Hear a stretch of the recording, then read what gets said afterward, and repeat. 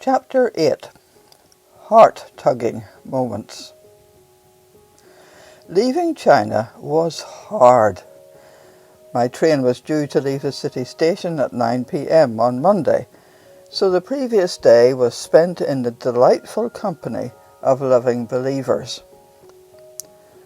Fortunately, I packed my huge suitcase later that evening, as at 10 a.m. the next morning, 2 brothers and 4 sisters arrived to say goodbye and see me off.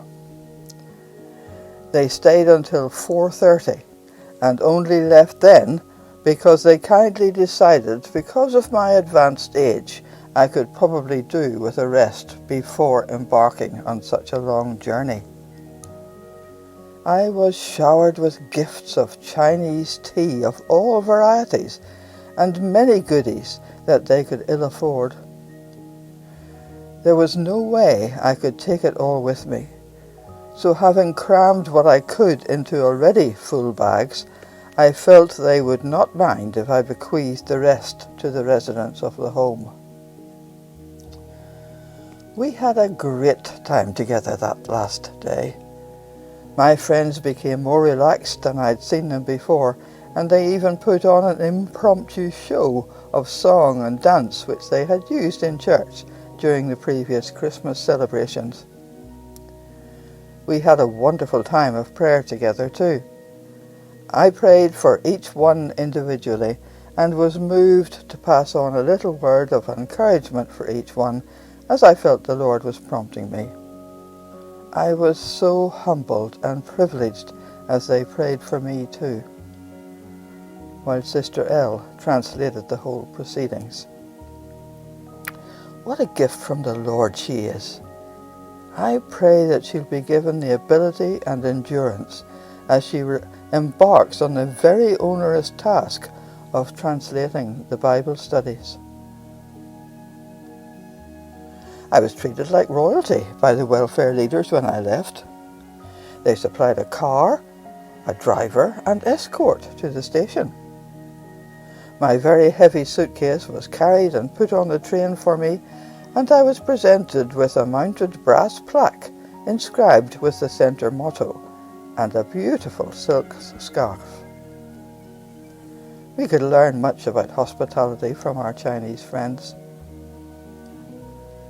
Having said our final goodbyes, I settled down thankfully on my lower bunk, realizing that I would have 2 nights and 1.5 days to work out how I was going to get all my luggage off the train again. It turned out to be a case of when all else fails, pray. Lo and behold, when I arrived at my destination, there was a little man with a trolley coming down the train corridor towards me. He grabbed my suitcase, which probably weighed more than he did, and whisked us both through the milling crowds, up and down at least 3 steep stone staircases, and plonked me and mine at the entrance to customs. I paid him twice the going rate, though he would have liked more, and proceeded at a more sensible and sedate rate along the short distance between China and Hong Kong, praising and giving thanks to God all the way for answered prayer. It was a comparative dawdle negotiating several changes on the Hong Kong Metro and short taxi drive, which brought me to the ferry bound for Chung Chau Island, my next destination. Chapter 9. Refreshing moments. Bethany Retreat Centre had been recommended to me by my friend Liz Franks, and I am so grateful. The care and hospitality were wonderful in the beautiful, tranquil setting far above the bustling fishing village, with magnificent views over the sea from all sides. Liz did forget to warn me, though, about the steep hill up to the centre, but a kind Filipino gentleman by the name of Ding met me with his trolley and patiently hauled me and my luggage up to the entrance, where he offered me a welcome drink of iced cold water. The humidity was such that every time I stepped out of my air-conditioned room, my glasses steamed up.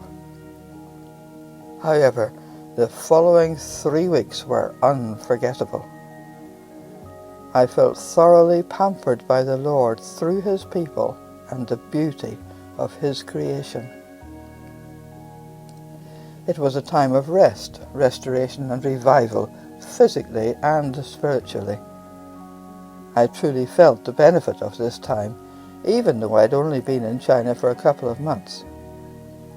I appreciated that such times of refreshment are a necessity rather than a luxury for those dear brothers and sisters who expend their lives in the service of the Lord and His people in an alien culture and climate. How grateful we all are for Rob and Elaine, who had a vision for that place in 1987, and how they need our prayers as the work of necessity is expanding to meet growing needs. The urgent requirement for more staff to keep the centre viable needs to be paramount in our prayers. It was great to meet so many of the Lord's people from all over the world during my stay there, as they passed through making use of this important facility. Little did I know that lasting friendships and international networking resources were being birthed. If you'd like to continue with me on my wanderings, please give it a thumbs up and press the subscribe button.